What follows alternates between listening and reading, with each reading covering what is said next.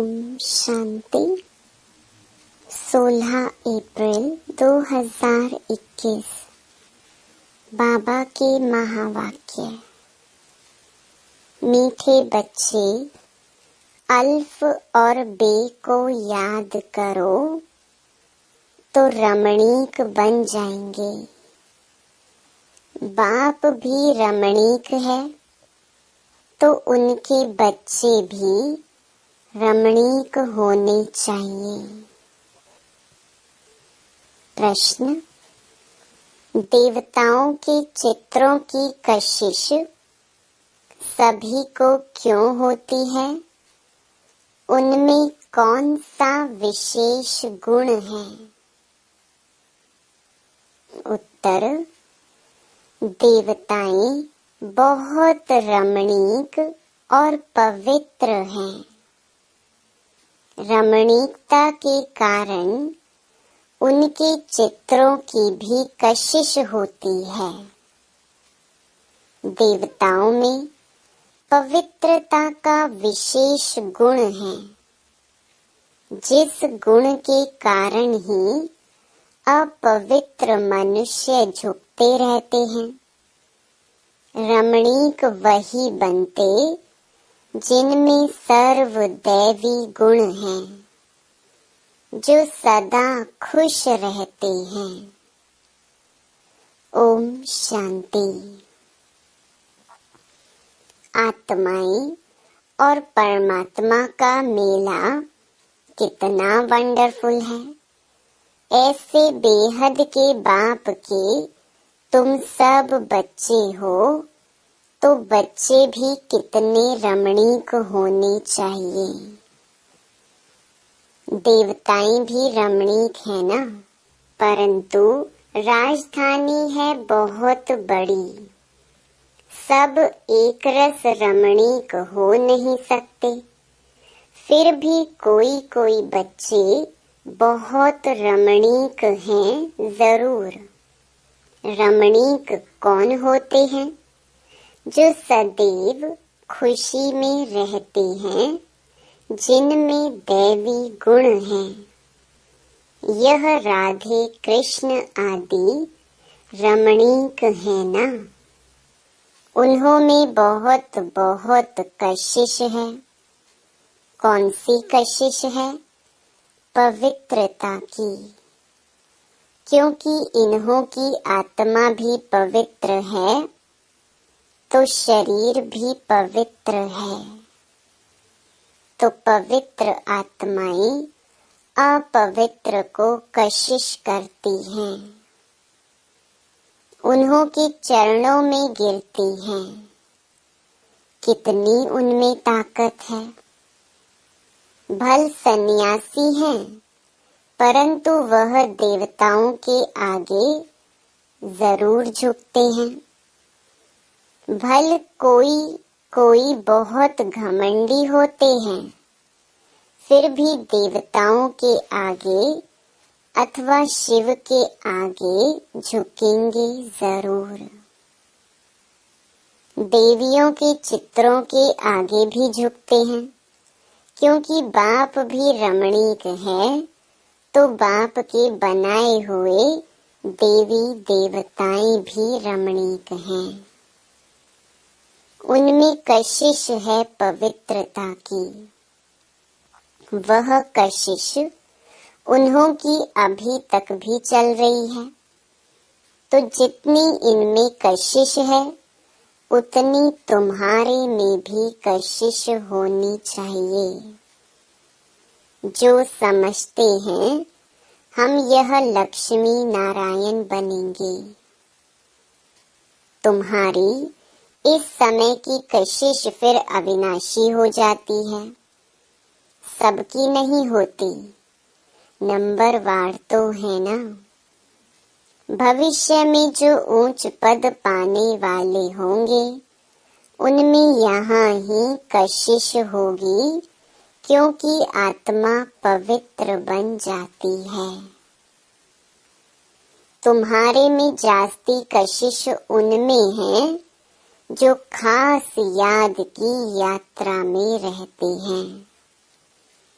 यात्रा में पवित्रता जरूर रहती है, पवित्रता में ही कशिश है। पवित्रता की कशिश फिर पढ़ाई में भी कशिश ले आती है। यह तुमको अभी पता पड़ा है। तुम उनके लक्ष्मी नारायण के ऑक्यूपेशन को जानते हो।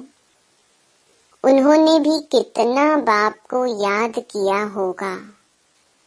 यह जो उन्होंने इतनी राजाई पाई है, वह जरूर राजयोग से ही पाई है। इस समय तुम यह पद पाने के लिए आए हो। बाप बैठ तुमको राजयोग सिखाते हैं। यह तो पक्का निश्चय कर यहाँ आए हो ना। बाप भी वही है, पढ़ाने वाला भी वही है, साथ भी वही ले जाने वाला है। तो यह गुण सदैव रहने चाहिए। सदैव हर्षित मुख रहो। सदैव हर्षित तब रहेंगे जब बाप अल्फ की याद में रहेंगे। तब बे की भी याद रहेगी और इससे रमणीक भी बहुत होंगे। तुम बच्चे जानते हो, हम यहाँ रमणीक बन फिर भविष्य में ऐसा रमणीक बनेंगे। यहाँ की पढ़ाई ही अमरपुरी में ले जाती है। यह सच्चा बाबा तुमको सच्ची कमाई करा रही है। यह सच्ची कमाई ही साथ चलती है 21 जन्मों के लिए। फिर भक्ति मार्ग में जो कमाई करते हो, वह तो है ही अल्पकाल सुख के लिए। वह कोई सदैव साथ नहीं देती। तो इस पढ़ाई में बच्चों को बड़ा खबरदार रहना चाहिए। तुम हो साधारण, तुमको पढ़ाने वाला भी बिल्कुल साधारण रूप में है। तो पढ़ने वाले भी साधारण ही रहेंगे, नहीं तो लज्जा आएगी। हम ऊंचे कपड़े कैसे पहने? हमारे मम्मा बाबा कितने साधारण हैं, तो हम भी साधारण हैं। यह क्यों साधारण रहते हैं? क्योंकि वनवाह में है ना। अभी तुमको जाना है, यहाँ कोई शादी नहीं करनी है। वो लोग जब शादी करते हैं तो कुमारी वनवाह में रहती है, मैले कपड़े पहनती, तेल आदि लगाती है, क्योंकि ससुर घर जाती है। ब्राह्मण द्वारा सगाई होती है। तुमको भी जाना है ससुर घर। रावणपुरी से रामपुरी अथवा विष्णुपुरी में जाना है। तो यह वनवाह का रिवाज इसलिए रखा है कि कोई भी अभिमान देह का व कपड़ों आदि का ना आए। किसको हल्की साड़ी है, दूसरे को देखते हैं कि इनके पास तो ऊंची साड़ी है, तो ख्याल चलता है, सोचते हैं कि यह तो वनवाह में है नहीं। लेकिन तुम वनवाह में ऐसे साधारण रहते हुए कोई को इतना ऊंचा ज्ञान दो, इतना नशा चढ़ा हुआ हो, तो उसे भी तीर लग जाए। भल बर्तन मांजते रहो व कपड़ा साफ करते रहो। तुम्हारे सामने कोई आए तो तुम झट उनको अल्फ की याद दिलाओ। तुमको वह नशा चढ़ा हुआ हो और सादे कपड़ों में बैठ किसको नॉलेज देंगे तो वह भी वंडर खाएंगे। इनमें कितना ऊंचा ज्ञान है। यह ज्ञान तो गीता का है और भगवान का दिया हुआ है। राजयोग तो गीता का ज्ञान ही है, तो ऐसा नशा चढ़ता है। जैसे बाबा अपना मिसाल बताते हैं। समझो, हम बच्चों के साथ कोई खेल कर रहा हूँ। कोई जिज्ञासु सामने आ जाता है तो झट उनको बाप का परिचय देता हूँ। योग की ताकत, योग बल होने के कारण वह भी वहाँ ही खड़ा हो जाएगा, तो वंडर खाएगा कि यह इतना साधारण, इसमें इतनी ताकत। फिर वह कुछ भी बोल नहीं सकेगा, मुख से कोई बात निकलेगी नहीं। जैसे तुम वाणी से परे हो, वैसे वह भी वाणी से परे हो जाएंगे। यह नशा अंदर में होना चाहिए।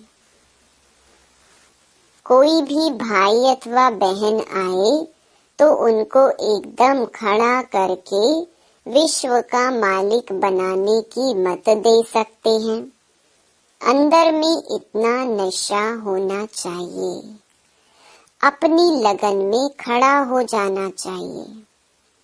बाबा सदैव कहते हैं, तुम्हारे पास ज्ञान तो है, परंतु योग का जौहर नहीं है। प्योरिटी और याद में रहने से ही जौहर आता है। याद की यात्रा से तुम पवित्र बनते हो, ताकत मिलती है। ज्ञान तो है धन की बात। जैसे स्कूल में पढ़कर एमए, बीए आदि करते हैं तो इतना फिर पैसा मिलता है, यहाँ की दूसरी बात है। भारत का प्राचीन योग तो मशहूर है। यह है याद।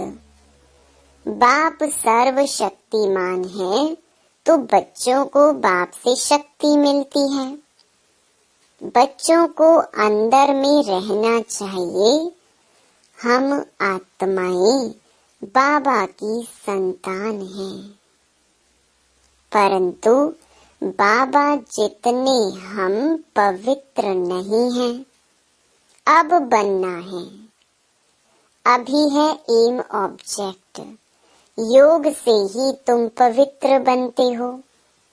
जो अनन्य बच्चे हैं वह सारा दिन यही ख्यालात करते रहेंगे। कोई भी आए तो उनको हम रास्ता बताएं। तरस आना चाहिए, बेचारे अंधे हैं। अंधे को लाठी पकड़ाकर ले जाते हैं ना, यह सब अंधे हैं, ज्ञान चक्षु है नहीं। अभी तुम्हें ज्ञान का तीसरा नेत्र मिला है तो सब कुछ जान गए हो। सारी सृष्टि के आदि मध्य अंत को हम अभी जानते हैं। यह सब भक्ति मार्ग की बातें हैं। तुमको पहले भी पता था क्या कि hear no evil, see no evil. यह चित्र क्यों बना है? दुनिया में कोई भी इनका अर्थ नहीं समझते। तुम अभी जानते हो। जैसे बाप नॉलेजफुल है, तुम उनके बच्चे भी अब नॉलेजफुल बन रहे हो, नंबरवार पुरुषार्थ अनुसार। कोई कोई को तो बहुत नशा चढ़ता है। वाह! बाबा का बच्चा बनकर और बाबा से पूरा वर्षा नहीं लिया तो बच्चा बनकर ही क्या किया।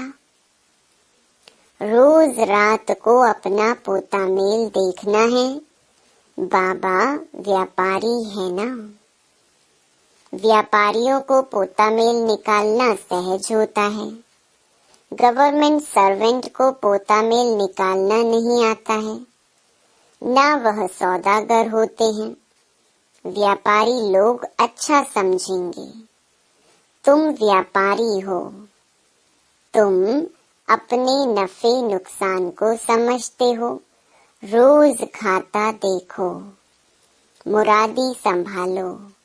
घाटा है व फायदा है। सौदागर हो ना। गायन है ना, बाबा सौदागर रत्नागर है। अविनाशी ज्ञान रत्नों का सौदा देते हैं।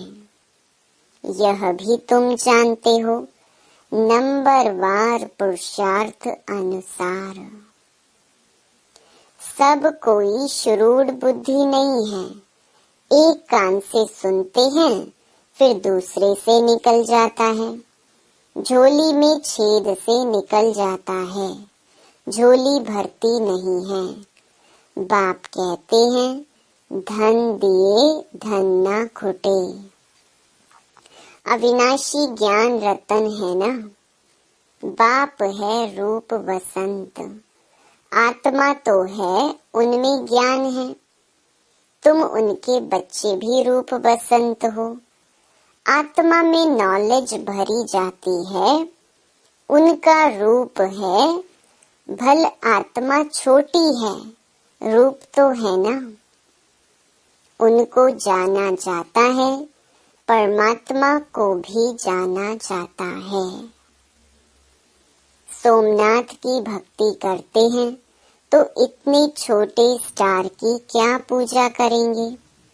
पूजा के लिए कितने लिंग बनाते हैं। शिवलिंग छत जितना बड़ा बड़ा भी बनाते हैं। यूं तो है छोटा, परंतु मर्तबा तो ऊंच है ना। बाबा ने कल्प पहले भी कहा था कि इन जप तप आदि से कोई प्राप्ति नहीं होती है। यह सब करते नीचे ही गिरते जाते हैं, सीढ़ी नीचे ही उतरते हैं। तुम्हारी तो अब चढ़ती कला है। तुम ब्राह्मण पहले नंबर के जिन्न हो। कहानी है ना, जिन्न ने कहा हमको काम नहीं देंगे तो खा जाएंगे। तो उनको काम दिया, सीढ़ी चढ़ो और उतरो। तो उनको काम मिल गया। बाबा ने भी कहा है कि यह बेहद की सीढ़ी तुम उतरते हो फिर चढ़ते हो। तुम ही फुल सीढ़ी उतरते और चढ़ते हो। जिन्न तुम हो, दूसरे कोई फुल सीढ़ी नहीं चढ़ते हैं। फुल सीढ़ी का ज्ञान पाने से तुम कितना ऊंच पद पाते हो। फिर उतरते हो, चढ़ते हो। बाप कहते हैं, मैं तुम्हारा बाप हूँ। तुम मुझे पतित पावन कहते हो ना। मैं सर्वशक्तिमान ऑलमाइटी हूँ, क्योंकि मेरी आत्मा सदैव 100% पवित्र रहती है। मैं बिंदी रूप अथॉरिटी हूँ। सब शास्त्रों का राज जानता हूँ। यह कितना वंडर है। यह सब वंडरफुल ज्ञान है। ऐसे कभी सुना नहीं होगा कि आत्मा में 84 जन्मों का अविनाशी पार्ट है। वह कभी घिसता नहीं है, चलता ही आता है। 84 जन्मों का चक्कर फिरता आता है।